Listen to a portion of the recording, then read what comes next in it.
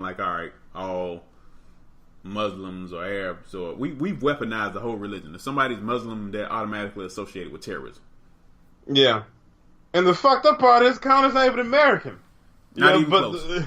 But Dana White sure is, and he encourages it. So when you look at the press conference, when Connor is trying to get Khabib to take a shot, or drink some of the scotch, it's a spit in the face. Then if you look at it with what you just explained, the context you just laid out. Yeah. And that was intentional. So I don't understand like the surprise by people that he's going to take this stuff to heart. Yeah. You hit on something real important right there. Like, I think I got a larger problem with, the overall commissioner of the UFC than I do Yeah. McGregor, honestly, just because, like, when I look at the previous press conferences before the fight and the press conferences after, like, I feel like he's one of the primary antagonists of the whole situation. And he definitely represents that American face of sports in a situation like that. And you allowed it until it went too far. And the person that you punished was the person that's been antagonized the whole time. But you was okay with it as long as it made for good entertainment and made you money. And that's just a problem. And we talk about like just words and rhetoric and this inflammatory speech. As a grown man, of course the people want to tell you to turn the other cheek, and for the most part is the best way to handle business, because you can't fight everybody that has something to say about you, or you won't live very long, or you'll be in jail. But as we all have a threshold where we just can't I just can't overlook what was said to me, or I can't get over this, and I'm prepared to act. And I think it is it's a largely American mentality where you feel that you can say whatever you want to someone, and you should only expect for them to either like brush off their shoulder, or yell back at you. So like, we talk about Twitter fingers. Twitter fingers came from a mentality of people that are used to just talking and no one getting in their face and saying, okay, you've been talking all that shit, now I don't want to talk anymore, I want to fight now. And then you be indignant about that. Yeah. I don't know, man. Like, when I look at it, it seemed like, especially in our culture, like, the aggressor is always somehow, I don't know, like somehow made out to be in the right or viewed as being vindicated by whenever someone takes action, which puts everybody else in the position where, all right, they expect for you to be the bigger person. And I would honestly say, I think we're very quickly approaching that tipping point where being the bigger person is going to go out of the window, because people are fed up. And I can directly say, and I mean this is super opinionated, but I'm going to say it anyway. Like I can directly say that I think after having to deal with the current administration for 4, 8, however many years we have to deal with it, like,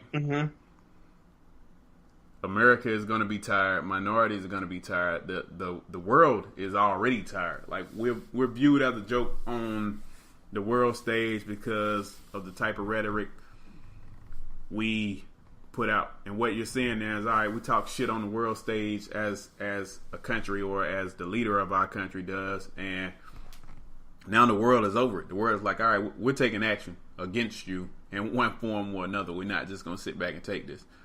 And then those nations are made to be out to be the bad guy.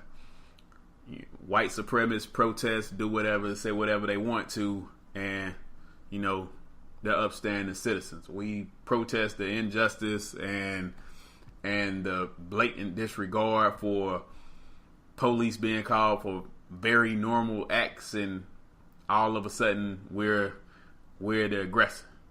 You say Black Lives Matter, you'll be pushed back because you're not acknowledging that all lives matter.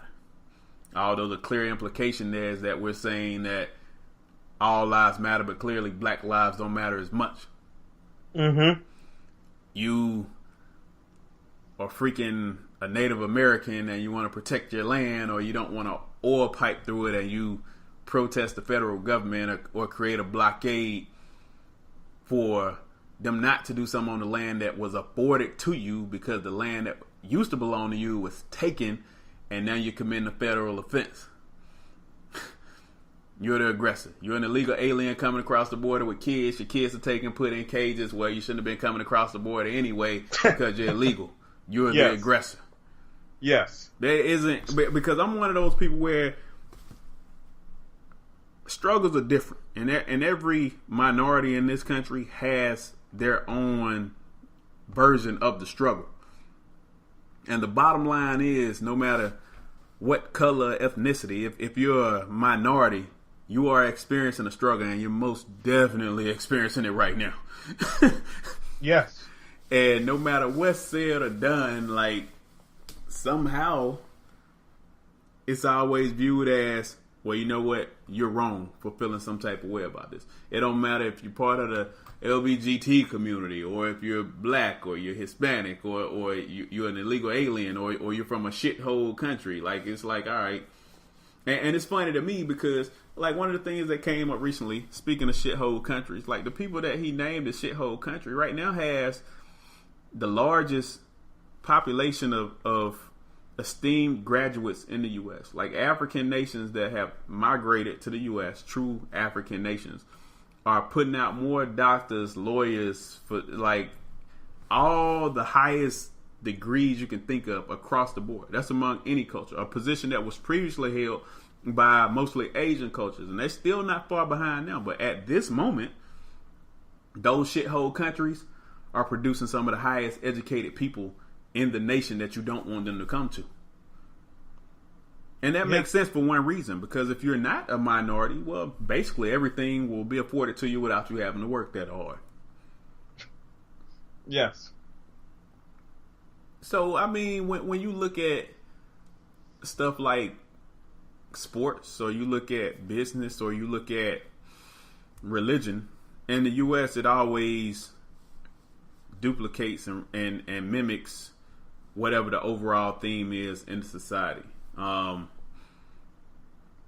I hate to say it, that's no matter if it's good or bad, because I mean, we can reverse that and put when Obama was in there. When Obama was in there, yeah, it might have been viewed as a symbol of change, but the overall underlying narrative was, one, how do we get him the fuck out, and two, how do we remind people that don't think for 1 second just because he's in the White House shit is any different. Because that was like the beginning of, all right, we're about to ramp up injustice to a new level. And I don't know if it can actually be quantified as saying to a new level, as much as I could say it was seen more to the fact that every device we own now has a camera on it. Mm-hmm. Mm-hmm. And it's always convenient how, you know, the aggressors are always the first ones that come to play the victim card when they initiated all the stuff. You know, like, words are being weaponized daily. Yeah. So I don't like when people try to be you know, they want to try to like pretend to be like oblivious to the power of words and to their impact, and also, you know, how measured they are when it comes to certain words with certain populations. So, you know, calling someone who's a devout Muslim, you know, a Muslim rat, or calling their father a terrorist, or, you know, trying to undermine things that their families, you know, their legacy has been built on, you know, is, and then getting shocked that the person reacts explosively. I don't buy it, you know, and I don't buy the whole, oh my goodness, it's a black mark for him. I'm like, no, I think it's somebody who stood for something, and, you know, was prepared to go all the way to defend himself and his family's honor. Yeah, I mean, that's basically exactly what it is. And you made a very key point there. Like, when it comes to the media, when it comes to any type of coverage of any event, like people are very, very calculated in what words they use to describe certain things, certain cultures, certain people, certain actions. And they do that as part of, making people out to be the aggressor, because they need for it to come across to the public a certain way. Because as they say, if you have no information, then you're uninformed. You got too much information, you're misinformed. And if you're not willing to dig deep into what's being said and what's being done, then form your own beliefs and opinion behind what's going on, like that's how it's gonna forever be. And this is one of those situations, even in this fight, that shows like that's not gonna change. Like, what if he had not done anything? Then a part of you is saying, all right, it's okay to say or do what he did. And then how does his culture and religion and his father feel about it? And even after he did it, the man turned around and said, I'm going to get smashed by my dad when I get home, because I know he wouldn't condone this. And I'm going to say this, you might be lucky enough to get it in a book later, people. You never know. But foreshadow. Yeah, man. I mean, this would be a whole nother one, man. But I feel like I formed a habit, man, where I recall, having a racial incident at work and being super upset about it, right? And then I was like, all right, you know what? In retrospect, I realized, and I've started doing this and put it in practice, not reacting at all. And here's why. Because if somebody does, says, or takes an action that is clearly discriminatory or racist or anything, I already know where they stand as soon as they do it. But what it also does is, if it's so blatant that you realize it, it's practically impossible for the people around them not to realize it. So I've sat back since then, because I've had little incidents happen here and there. I mean, like even today, like little stuff happens, right? So like I walk into work today, elevator's closing. I'm looking right at dude, like slapping the doggone close button, and I stick my hand in and stop it on purpose. Yeah, just cause. I get in the elevator. I'm the only black dude on the elevator. The fourth floor in the building I work in is basically, the top level of the building is where a lot of stuff go on as far as, important to what we do, stuff like that. Now, all three individuals had already been on the elevator. One guy, although he says it as if he's saying it to everybody in the elevator, he's looking at me when he says it, and I know, like, he's addressing it to me. He says, are we all going to the fourth floor? As if I'm not supposed to be going to the fourth floor. So I just nod and I ride the elevator up, because there's this awkward tension that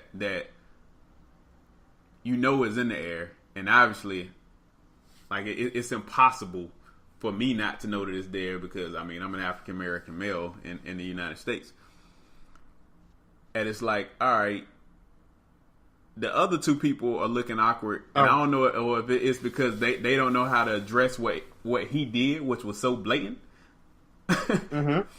Or if they're wondering how I view them, because maybe I think that they condone it. But the bottom line is, standing mute in the face of certain actions, you're technically being a contributor to it. So I've completely stopped reacting to certain things, especially if it's racially charged or even like a slight of any kind, because we may get 100 of them a day that people don't realize, and we see it clear as day. But what it does is, especially when it's super blatant to where it can't be ignored, it tells you a huge volume of information about the people around them, and it tells you who you can be a certain way with and who you shouldn't be a certain way with. Because if you're okay with somebody doing this and you know it's wrong, you've told me everything I need to know about you from then forward.